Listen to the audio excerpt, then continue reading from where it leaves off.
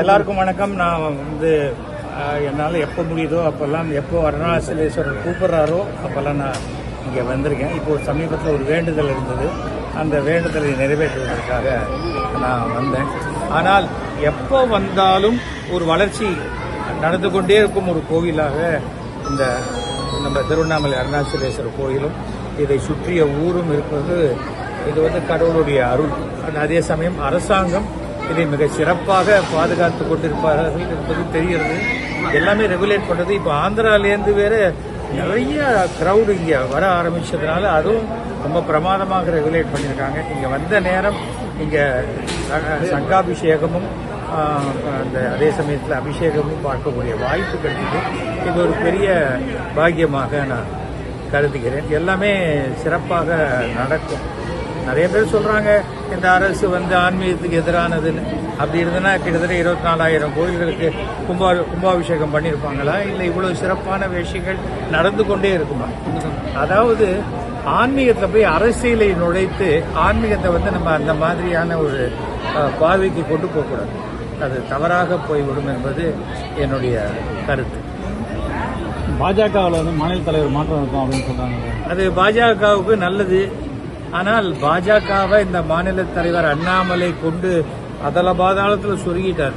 அதனால இனிமே பாஜகவுடன் யார் கூட்டணி அமைத்தாலும் கூட்டணி அமைச்சவங்களுக்கு அது மிகப்பெரிய கேடாகவும் நஷ்டமாகவும் தான் அமையுமே தவிர அதுக்கு மேல எதுவும் சொல்வதற்கு இல்லை. அதனால இது ரொம்ப பெரிய டேமேஜ் கிரியேட் பண்ணிட்டாரு அண்ணாமலை. அதனால இப்போ அதிமுகவை சேர்ந்து நம்முடைய அதிமுக தலைவர்கள் முந்தைய முதலமைச்சர் ஜெயலலிதா அவர்களையும் மற்ற எல்லாரையும் பற்றி தரக்குறைவாக ரொம்ப பேசிட்டாங்க. அதனால் இன்னைக்கு எடப்பாடி அவர்கள் அதை ஏற்றுக்கொண்டாலும் ஒரு டெல்லியுடைய கம்பல்ஷனுக்கு அடிமட்ட தொண்டர்கள் ஏற்றுப்பாங்களா பாஜக கூட்டணிங்கிறது கஷ்டம். ஆனால் இன்றைக்கு இருக்கக்கூடிய திமுக கூட்டணி தான் வெற்றி பெறக்கூடிய 100% சாத்தியக்கூறு இருக்கு. மறுபடியும் ஸ்டாலின் தான் முதல்வராக வருவார். அது ஃபுல் மெஜாரிட்டியில் அது நடக்கும். ஏனென்றால் இவங்க எத்தனை கூட்டணி வச்சாலும் சரியா வராது. ஏனென்றால் இந்த பக்கம் சீமான் ஓட்ட பேசிடுவார், அந்த பக்கம் விஜய் ஓட்ட பேசிடுவார். அதனால் அந்த மாதிரியான சூழ்நிலையில் திமுக தான் மீண்டும் ஆட்சி அமைக்கும். வக்பு சட்டம் நாடாளுமன்றத்தில் நிறைவேற்றிருக்கிறாங்க, அதை பற்றி உங்களுடைய கருத்து? அதாவது பாஜகவில் ஒரு முஸ்லீம் எம்பி கூட இல்லை. இவர்கள் எப்படி முஸ்லீமுக்கு சாதகமாக நடந்து கொள்வார்கள்? எதை சொன்னாலுமே நான் தேசத்துக்காக பண்றேன். நான் இப்ப தமிழ்நாட்டுக்கு விசுவாசமா இருந்தா அதுவும் தேசத்துக்கு விசுவாசமா இருக்கிறது தான். ஏன்னா இந்த தேசத்துக்குள்ள தானே தமிழ்நாடு இருக்கு. தேசங்கிறது ஒன்றும் இல்லை, ஒரு உடம்புல தலை, கை, கால் எல்லாமே இருக்கிறது தான் உடம்பு. நான் தலைக்கு மட்டும் விசுவாசமா இருப்பேன், கை காலுக்கு விசுவாசமா இருக்க மாட்டேன்னா அது சரியாக வராது. அதை முதல்ல நம்ம தெரிஞ்சுக்கணும். அது தெரியாம தான் அவங்க ஏதாவது நான் தேசப்பற்று, நீங்க ஆன்டி நேஷனல்லாம் உளர்ற இது. ஆன்டி நேஷனல்ங்கிறது தேசத்துக்கு எதிரானது. தமிழ்நாட்டுக்கு நான் விசுவாசமா இருந்தாலே நான் தேசத்துக்கு விசுவாசமா இருக்கிற மாதிரி தான். திராவிடம்னு சொன்னா அது ஒன்றும் கெட்ட வார்த்தை கிடையாது. அது ஒரு நிலப்பரப்பு. தமிழ்நாடு, ஆந்திரா, கர்நாடகா, கேரளா தான் திராவிடம். மற்றவங்க அதை சொல்லலை, தமிழ்நாடு அதை சொல்லுவதற்காக பெருமைப்படுகிறான். இப்போ நான் என்ன எடுத்துக்கிட்டா நானும் ஒரு திராவிடம் தான். இதுக்குள்ள ஜாதி எங்க கொண்டுறாங்க? அவசியமே இல்லை.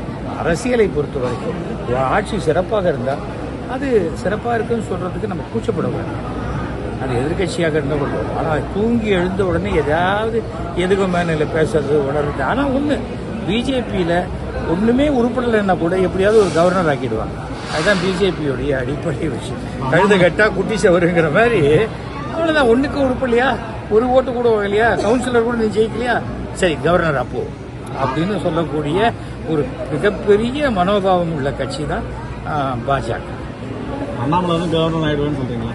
அண்ணாமலை எதுவானா தமிழ்நாட்டில் இல்லாத வரைக்கும் தமிழக மக்களுக்கு நல்லது, அவ்வளவுதான்.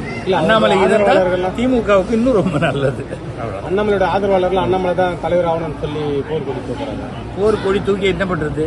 அவங்க எந்த கொடி தூக்கினாலும் வீட்டு வாசலையே தான் 10 பேர் தூக்குறாங்க. ஒரு 1000 பேர் சேரவே இல்லையே இது வரைக்கும். அவர் அண்ணாமலைங்கிறது வாயை திறந்தா பொய், அதுதான் அண்ணாமலை. அந்த அண்ணாமலையோட சுருக்கம் பொய் அப்படிங்கிறது. Thank you sir.